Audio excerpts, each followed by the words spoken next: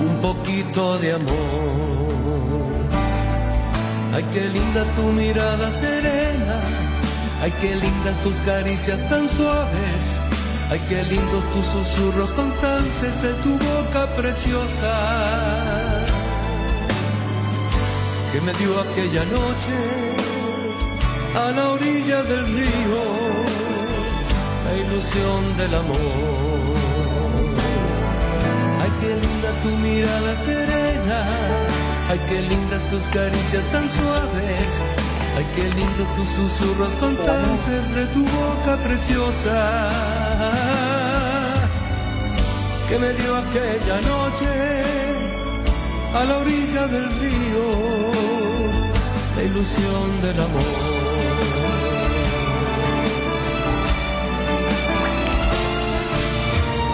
Marcos Vallejos, muchas gracias. Estamos escuchando una de las hermosas canciones compuestas justamente por el ingeniero agrónomo Eduardo Casati. Vamos a esa presentación para darle inicio a la apuesta del ingeniero. Adelante, Vallejos. Mediante el financiamiento de Itaipú Binacional, el liderazgo del Ministerio de Agricultura y Ganadería y administrado por UNOPS, se implementa el proyecto de desarrollo integral de la agricultura familiar paraguaya, DIASPA, y gracias a estas organizaciones ya establecemos este contacto telefónico.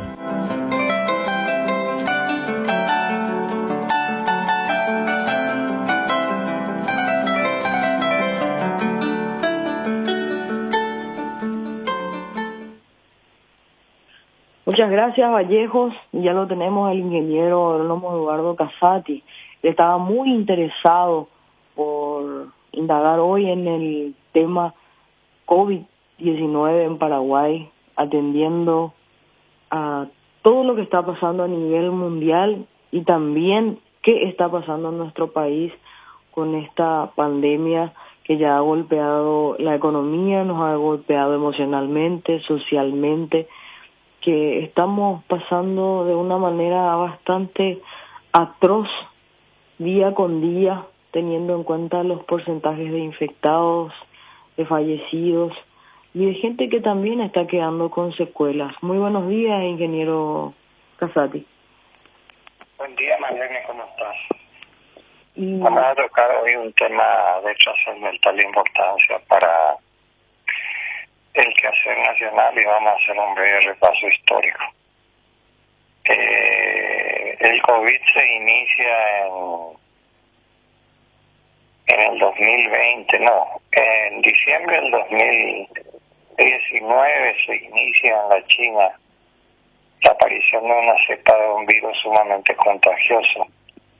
Y hay opiniones muy encontradas en relación a esto. La versión más difundida es que el gobierno chino trató de ocultar la enfermedad y cometió el gravísimo error de manipular genes que existían en la naturaleza, haciendo experimentos que se escaparon a su control. Y así un virus que no estaba en la raza humana, pero estaba en el murciélago, a través de los trabajos de experimentación que ellos hacen, llega al hombre, contagia a varias personas del laboratorio de China. El gobierno de China, que es un gobierno sumamente autoritario, niega la existencia de la enfermedad y se produce una diseminación masiva de la misma por no tomar en cuenta y a tiempo el control de la enfermedad, hasta que establecen un cerco sanitario que no se permite salir a 14 millones de personas en la provincia donde estaba el laboratorio. Pero un mundo muy globalizado como es el actual, donde los vuelos por avión permiten visitas de personas de todos lados. El virus se disemina por muchas partes y hay países donde causan estragos. Europa, fundamentalmente España e Italia. En la zona de Italia pasa una cosa muy llamativa. En el norte de Italia hay mucha población de edad, que es donde se detecta que hay una gran cantidad de virus, entonces se anuncia que va a establecerse una barrera sanitaria, o sea que la gente de esa región no podría trasladarse. Cuando se anuncia que se va a establecer la barrera sanitaria, la gente hace justamente lo contrario de lo que debió haber hecho. Se traslada por toda Italia para evitar quedarse cercados, prisioneros en esa zona, y se disemina la enfermedad por todos lados. Y en España pasa exactamente lo mismo.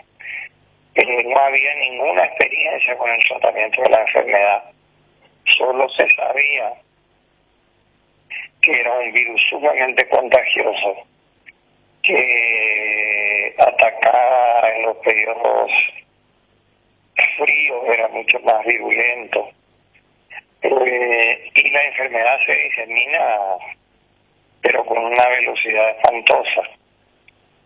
El 11 de marzo, cuando se presenta el primer caso en Paraguay, el gobierno decreta con muy buen criterio una cuarentena total. ¿Por qué decreta una cuarentena total? Que para mucha gente le es muy difícil entender. El país no estaba preparado para recibir una pandemia de esa naturaleza. Años y años de abandono en materia de inversión en el Ministerio de Salud hacía que no tuviera ni el personal preparado y especializado, ni las camas necesarias de terapia intensiva para hacer el tratamiento. Entonces se toman dos decisiones que son muy buenas. Primero, se inyecta una enorme cantidad de recursos financieros para atacar dos aspectos. El primer aspecto es el aspecto sanitario. Se destinan 600 millones de dólares para habilitar muchísimas más camas de las que tenían de terapia intensiva, para capacitar al personal y para realizar una campaña educativa que explicara a la población el peligro de la enfermedad y el riesgo que ello implicaba. Y acá hay que hacer una diferencia que estamos viendo, y es que las personas jóvenes presentan síntomas diferentes y resistencias diferentes. El sistema inmunológico de los jóvenes hace que la incidencia de la enfermedad sea mucho menor. En muchos casos, muchas personas presentan la enfermedad, pero son asintomáticas, no presentan síntomas. Y eso es muy grave porque la persona no se da cuenta que está enferma y está contagiando. Pero el grave riesgo de la enfermedad es que en las personas de cierta edad, a partir de los 60 o 70 años, la enfermedad se convierte en una cosa muy delicada. Y el porcentaje de mortandad en las personas de edad con alguna enfermedad de base, llámese problemas cardíacos, problemas pulmonares, ¿cómo se llama cuando tiene azúcar en la sangre? Diabetes o presión alta, determina una probabilidad muy alta de muerte de las personas. Bueno, la primera parte, y acá tenemos que diferenciar muy bien, Paraguay sirvió como ejemplo al mundo sobre las medidas que había que tomar, y a nivel internacional se destacaba el enfoque que hizo Paraguay. El enfoque consistía en dotar de una enorme cantidad de recursos para el sector salud y una enorme cantidad, 1.100 millones de dólares para recursos financieros, porque se iba a obligar a un paro general de las actividades económicas y las empresas iban a quebrar. No podrían, si las empresas no trabajaban, no podrían sostener sus empleados. Entonces las medidas económicas fueron el diferimiento de los plazos, la baja de interés, la banca se negó a dar los créditos, y para subsanar eso el gobierno asumió la obligación del 90% de los créditos que eventualmente entrarán en mora, de manera que el riesgo de la banca disminuyó muchísimo. Y fundamentalmente eso afectaba a las pequeñas y medianas empresas que no tenían capacidad financiera ninguna, y a las grandes empresas también, porque el hecho de ser grande implica mucho volumen, pero también implica mucho gasto. O sea, que si las empresas no tuvieran un recurso financiero de auxilio que alargara los plazos de las amortizaciones y el pago de los intereses y disminuyera la tasa de interés, las empresas quebrarían todo, y eso produciría una crisis social de consecuencias insospechadas. El tercer eslabón es que se contempló el programa es que había una enorme fuerza laboral de trabajo informal, de gente que vivía del día a día, y que si así se hacía una cuarentena rigurosa como la que se hizo, se quedaría sin el sustento de cada día, que ellos se generaban su ingreso cada día. Entonces se estableció con diversos nombres un subsidio para la gente muy marginal, y ese subsidio era muy chiquitito, era la tercera o cuarta parte de un salario mínimo, pero era una ayuda que recibían para poder comer. Hasta ahí todo muy bien. Bueno, cuando se inicia el proceso, yo tuve, por experiencia personal laboral, la claridad de ideas como para decir que ese programa solo iba a resultar eficiente si se tomaban medidas serias de control administrativo y acciones sumarias y drásticas en los casos de corrupción, conociendo las características de los políticos de Paraguay. Con mucho dolor les tengo que decir que este es un país absolutamente corrupto, y muchísimas personas que se dedican a la política no se dedican a la política en función de intereses de mejorar las condiciones del país, sino de intereses personales y hacer negocio. Eso no es una característica exclusiva de Paraguay. La corrupción está muy extendida en todos los países, pero el sistema, nosotros en los países más desarrollados también hay corrupción, por supuesto que no a los niveles que hay en Paraguay, pero el sistema judicial funciona. Entonces, cuando se descubre alguna irregularidad administrativa, se producen sanciones. ¿Cuál es el problema de Paraguay? Que acá hay una impunidad espantosa, porque el sistema judicial y la selección de los tribunales está estrechamente ligada al poder político, y el poder político es muy corrupto. Y no estoy hablando de un partido en general, estoy hablando de todos los partidos. Acá no hay quien se salve, con muy raras excepciones.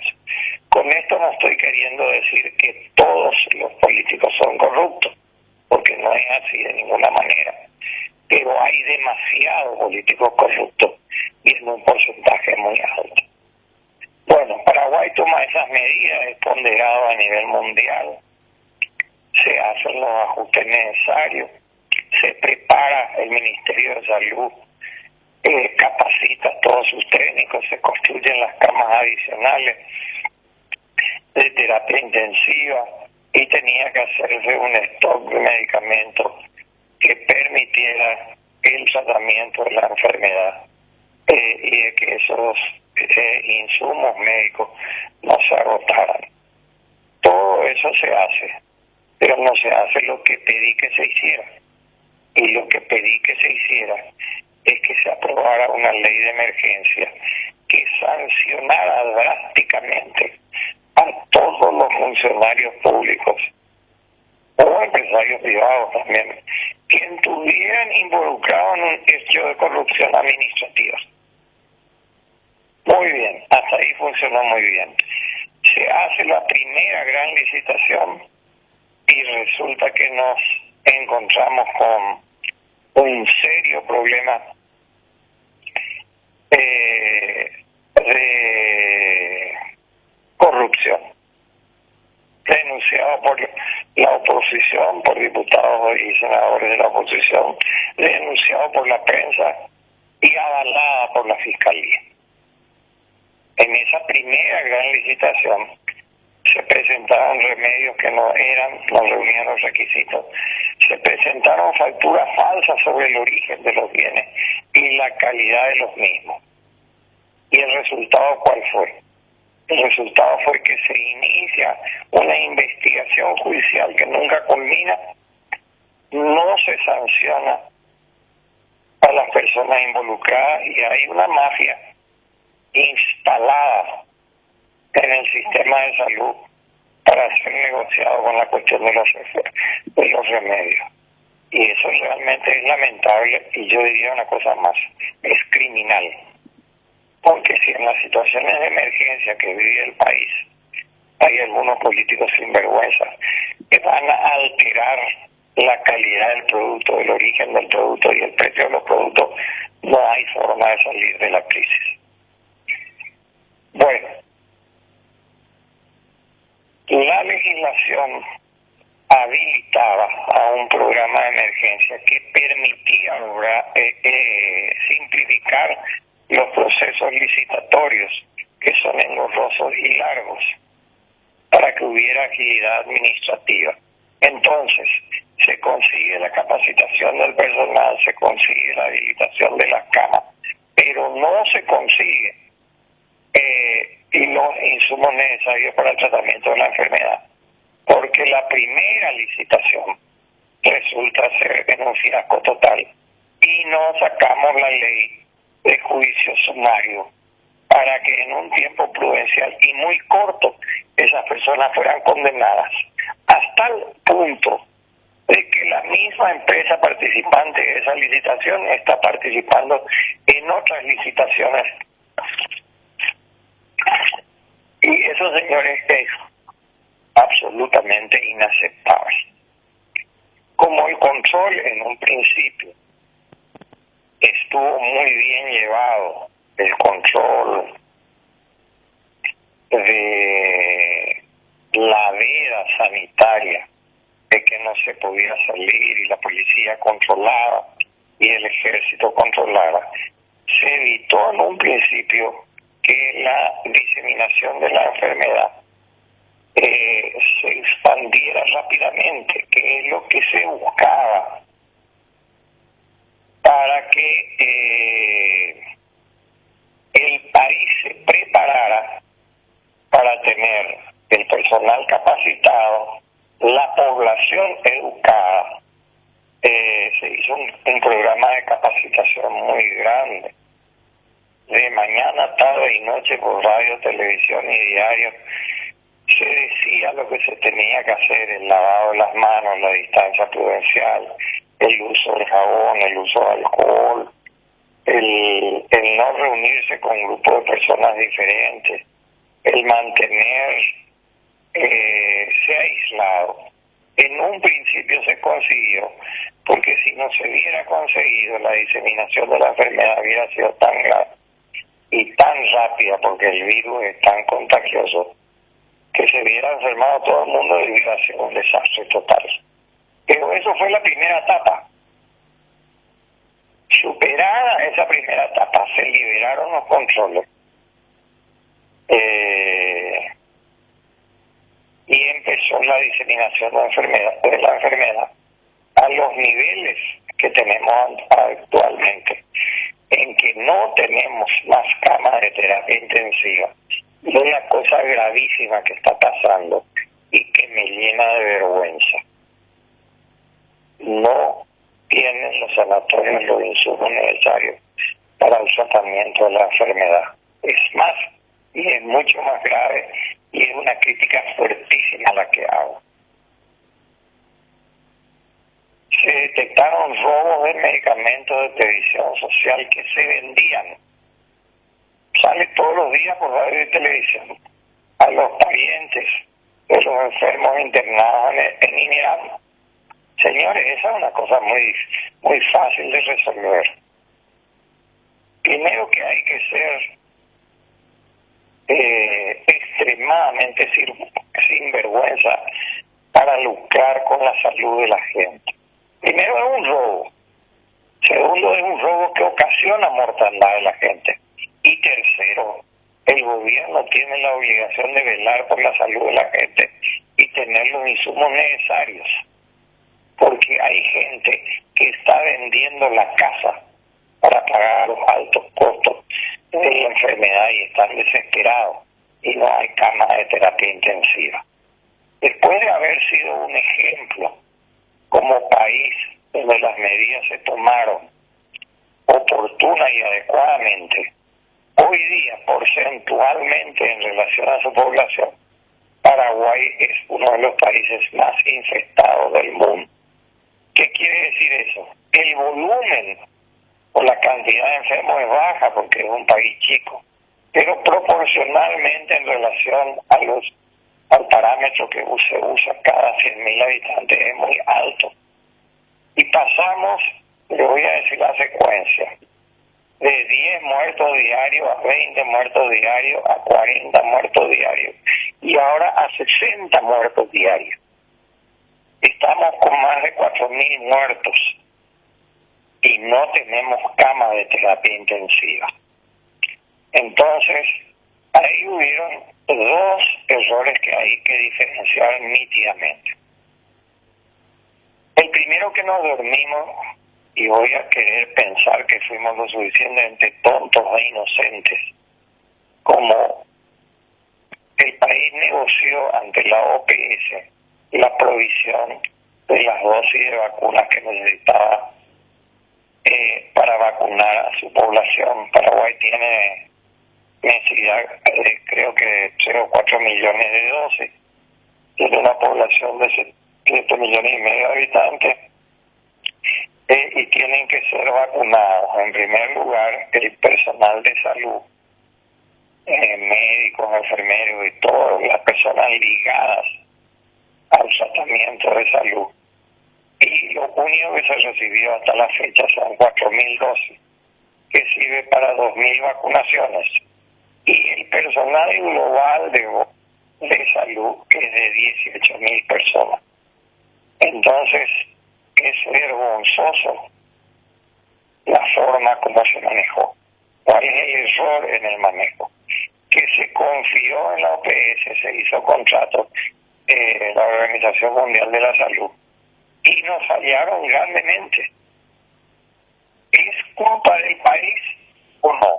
Y en parte no, y en parte sí, porque ante una situación como esa hay que hacer lo que se está haciendo ahora, que nuestro servicio de relaciones exteriores, nuestro presidente de la República y nuestros embajadores contacten con todos los países amigos pidiendo que nos vendan, no que nos regalen. Hay que olvidarse de la donación. Las diferentes tipos de vacunas para poder inmunizar a nuestra población. Hoy día estamos en una situación caótica. No hay vacunas. Ahora anunciaron la llegada de 400.000 vacunas de la India que no se pueden aplicar porque tienen que certificarse la calidad de la vacuna. Y entonces la situación es muy delicada. ¿Qué pasó con los países desarrollados? Se esperaba que hubiera un concepto humanitario de distribución equitativa. Eso no se dio. Y podrá decir que es inmoral, y sí es inmoral. Pero la política no se maneja por moral, se maneja por conveniencia, por intereses creados. Los grandes países desarrollados destinaron toda su producción de vacunas a su mercado local. Primero vamos a vacunar a nuestra gente, después vamos a ocuparla de darle la vacuna. Ahí surgen los problemas. Y eso está sucediendo en todos lados. Hay 5 o 6 vacunas muy grandes, 5 o 6 países productores muy grandes, y no está habiendo una dotación o una facilidad de conseguir vacunas en los países subdesarrollados. Entonces estamos con un problema gravísimo de inmunización de la población. Y las perspectivas para que eso se solucione en Paraguay van a ser bastante largas. Otro problema que existió es que hubieron mutaciones del virus, con variedades del virus mucho más infecciosas. Por ejemplo, en el Brasil se originó un virus de una facilidad de contagio muy, pero muy grande, y que magnifica la enfermedad, porque la virosidad es tan alta y la carga viral es tan alta que eleva el riesgo de muerte. Entonces, la variación de la cepa y la aparición de nuevas cepas hace que sea necesario la adaptación de la vacuna para contrarrestar los nuevos tipos de cepas que se están produciendo. Entonces, en ese sentido, Paraguay tiene, el gobierno paraguayo tiene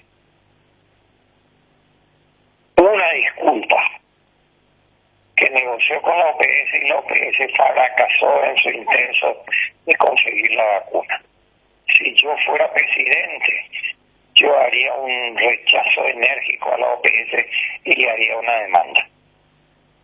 Si hay un compromiso firmado y se pagó, pues vamos, señores, al Tribunal de la Haya a denunciar a la OPS por el incumplimiento, porque le está ocasionando al país un daño que es espantoso. Acá no hay que tener aguas tibias. Las cosas no tienen que ser a medias. Si hay un acuerdo y un compromiso de la OPS con el país, ese compromiso está firmado. Es más, esas vacunas estaban pagadas.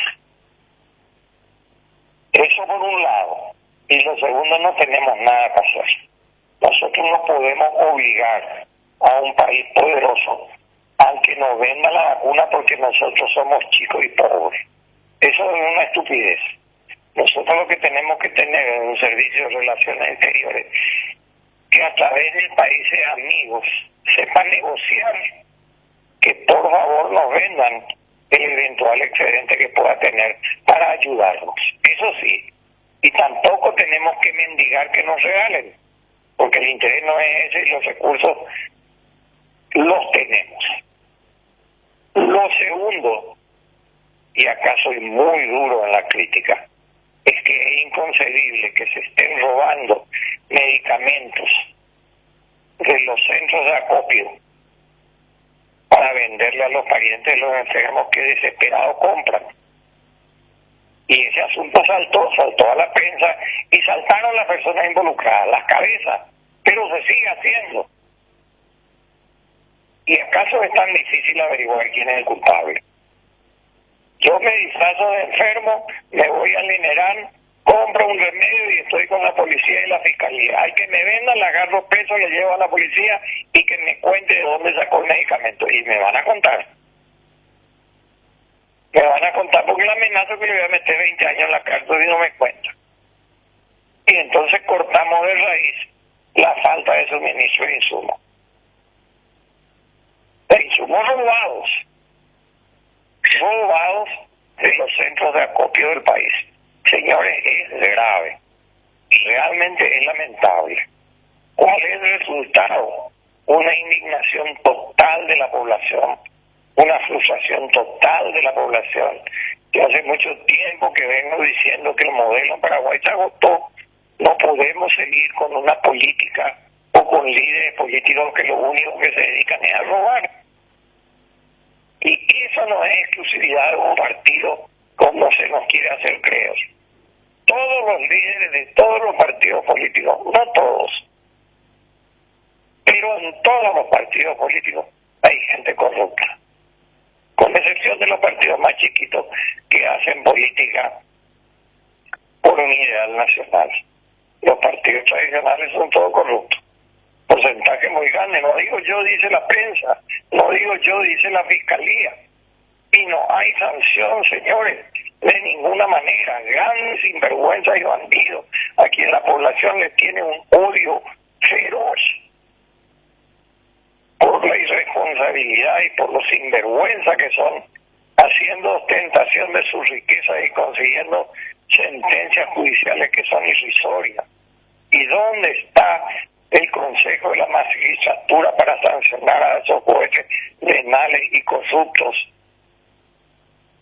que dan ante las evidencias marcadas de serias irregularidades administrativas sentencias que son irrisorias? En el caso de que lo den, después de largos periodos y procesos y chicanas que son absolutamente interminables. Un juicio en Paraguay de corrupción lleva 6, 7, 8 años, que muchas veces expira y no hay sanción.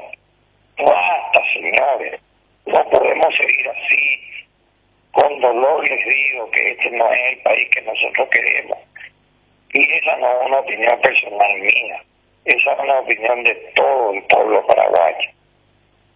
Bueno, como consecuencia de eso estalla una crisis política. La ineficiencia de las políticas gubernamentales determina una crisis política y acá hay varios caminos. Ingeniero, ¿nos vas a hablar de esos caminos luego de nuestro espacio publicitario? Un análisis bastante contundente. Tantas cosas tienen que funcionar de manera retorcida para que esto se siga dando, ingeniero, y es un análisis necesario, introspectivo, que deberían hacer muchos de nuestros líderes. Vallejo, vamos a ir directo con el espacio publicitario y continuamos con el ingeniero agrónomo Eduardo Casati. R800, Radio La Unión, amplitud modulada. Una hoguera de amor. Ay, qué tierno esos besos, esos labios tan dulces. A la orilla del río, escrito por el ingeniero agrónomo Eduardo Casati, nos está deleitando en estas horas, siendo las 5:44. Marcos Vallejos, nuestro operador en Radio La Unión. Le tenemos de vuelta ya al ingeniero agrónomo Eduardo Casati, que nos está haciendo un análisis completo, un compendio generalizado de lo que es históricamente cómo se fue sucediendo el COVID a nivel mundial y específicamente cómo repercutió en nuestro país. Vamos a hacer la cortina primeramente, Marcos, y volvemos con el ingeniero, por favor.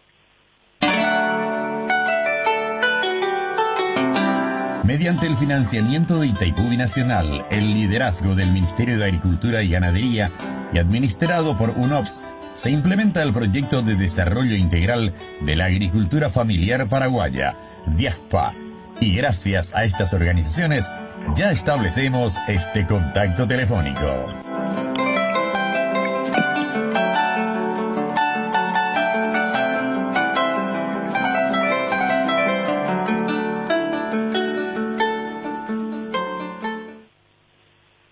El informe de COVID el 30 de marzo, ya actualizado, ingeniero, nos cuentan que procesaron ya 6.461 muestras el día de ayer y 2.266 positivos, todos casos comunitarios.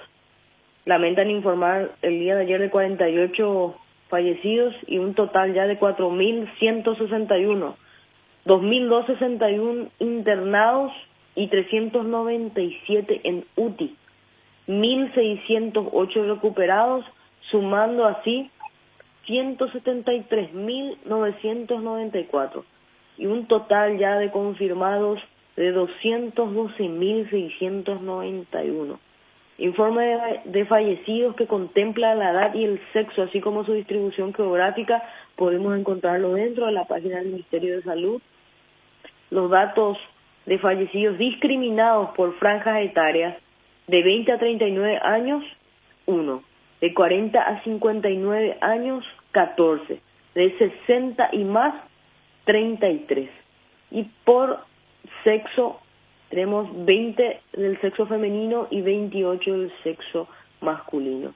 La procedencia de estas muestras del día de ayer son de Asunción, Central, Alto Paraná, Caguazú, Itapúa, Paraguarí, Amambay, Guairá, Concepción y Cazapá. Entonces, esos son los últimos datos que tenemos del día de ayer, ingeniero Casati. Y eso revela que el 30%, el 33% de las personas que se hacen el hisopado resultan positivas, un porcentaje altísimo. Y un porcentaje altísimo, el porcentaje de gente que está muriendo, y no estamos todavía en el pico. Ese es el problema que tenemos actualmente. Esas cifras se pueden duplicar, si seguimos de la manera como estamos, se puede llegar a 100 personas por día, y es un verdadero espanto. Entonces, lo que es necesario son dos cosas: hacer las gestiones que se están haciendo para la consecución de todos los insumos que se necesitan para que el Estado se haga cargo, porque los recursos están ahí para hacer frente para suministrar a los pacientes y que puedan ser tratados, y para evitar la quiebra económica de las familias afectadas, porque la gente no tiene la cantidad de recursos necesarios para tratar la enfermedad, y el gobierno aprobó esos fondos y ahí están. Bueno, eso por un lado.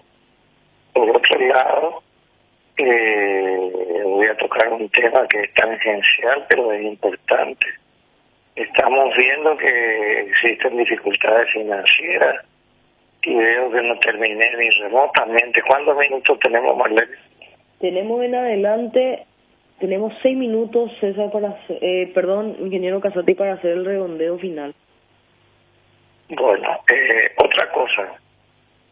Yo veo con indignación la falta de irresponsabilidad política de alguna gente. El presidente del Congreso determinó aumento del 50% de sueldo cuando no hay remedio para tratar a los enfermos. Señores, dejémonos de joder. Es una falta absoluta de respeto. Es la pérdida total de dignidad, de miedo. Porque si tuviera miedo a una sanción, no haría una cosa como esa.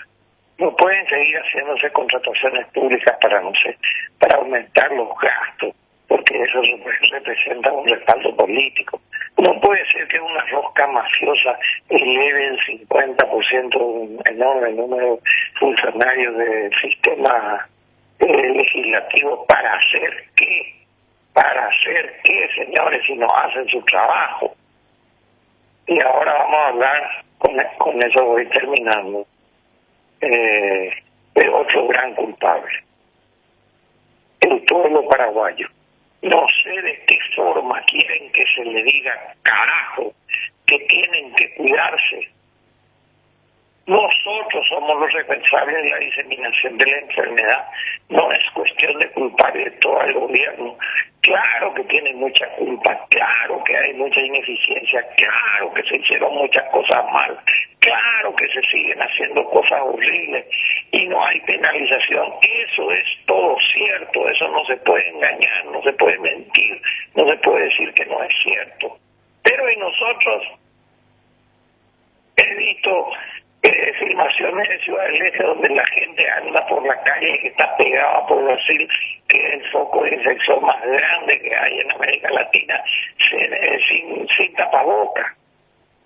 Hay reuniones de amigos tomando tereré, se hacen fiestas privadas y la gente no usa tapabocas ni distanciamiento social, ni no se sabe las manos con alcohol. No es tan difícil lo que se pide. Nosotros tenemos que saber que es una enfermedad muy contagiosa. Ahora está por entrar el invierno. Cuando entre el invierno la enfermedad va a tener una virusidad mucho más grande, porque en un ambiente frío el virus se encuentra en una situación más confortable. Y para terminar, porque no quiero dejar de decir esto, hay otra crítica muy grande que hay que hacerle al gobierno. La primera etapa fue extraordinaria y le felicito. La planificación fue excepcionalmente buena, pero la implementación tiene grandes falencias. Y eso una persona como un país tiene que reconocer sus errores para poder superar. Acá no se está reconociendo la ineficiencia administrativa que hubo. Otra cosa, la empresa privada que dije en un programa de radio, negoció con su empleado una disminución de salario por el que no tenía plata para pagarle porque no estaban produciendo cuando se hizo el confinamiento forzoso. Pero el gobierno no negoció con su empleado la disminución del salario a partir de ciertos niveles, no digo los niveles más bajos. Hay un 30% del empleado público que son planilleros y que cobran sueldos muy altos. Eso debería haberse cortado todo. Y si no se cortaba todo, debería haberse cortado un 50%. Se usó plata de financiamiento externo de la emisión de bonos para pagar los salarios de los empleados públicos y se pagó aguinaldo. Señores, déjense de joder. La empresa privada, los empleados sin trabajo y muriéndose de hambre y los empleados públicos de servicios no esenciales y que no tienen una función útil cobrando sus salarios altísimos y cobrando aguinaldo. Pésima gestión administrativa. Esas son las cosas que indignan a la población. Y termino con esto. Hay que ser ciego para no darse cuenta que hay una enorme frustración de la población. Y esas fueron las manifestaciones que se hicieron. Y ojo con eso. Las manifestaciones son muy necesarias para expresar la disconformidad del pueblo y para que orienten a los políticos a cambiar su política cuando la política está equivocada. Pero ojo con eso, que hay profesionales especializados en tratar de crear caos, en tratar de generar violencia. Y afortunadamente la sociedad se organizó muy bien, porque cuando descubrían un infiltrado que iba a quemar o a hacer algo, le aplaudían o se sentaban para que se le identifique. Y hay veces que los agarraron y lo entregaron a la policía. ¡Qué suerte! Porque lo único que nos falta es que haya un estallido social con violencia. Eso no resuelve nada. Lo que resuelve las cosas es lo que se está empezando a hacer ahora. Gestiones para conseguir la vacuna, gestiones para conseguir los medicamentos que faltan, tratar de habilitar la mayor cantidad de camas posible y volver a educar a la población y sancionar a la población que irresponsablemente no toma las medidas de precaución necesarias. Muchas gracias, ingeniero, por tu participación en este día del Amanecer Agropecuario. También mi agradecimiento a Marcos Vallejo, a nuestro operador. Vamos a estar avisando cómo nos manejamos con Amanecer Agropecuario con respecto al periodista César Cabrera. Esperamos sus indicaciones para ver cómo continuamos con este programa con una filosofía tan interesante que es el de la educación y la orientación a la gente del campo, a los productores, y ser esa fuente de información, ingeniero, que pueda generar unas decisiones importantes dentro del manejo de la producción y de la administración dentro de los hogares de las familias campesinas. Muchas gracias, ingeniero. Muchas gracias, Marcos. Gracias a ustedes. Hasta luego. Hasta luego. Radio La Unión, R800 AM.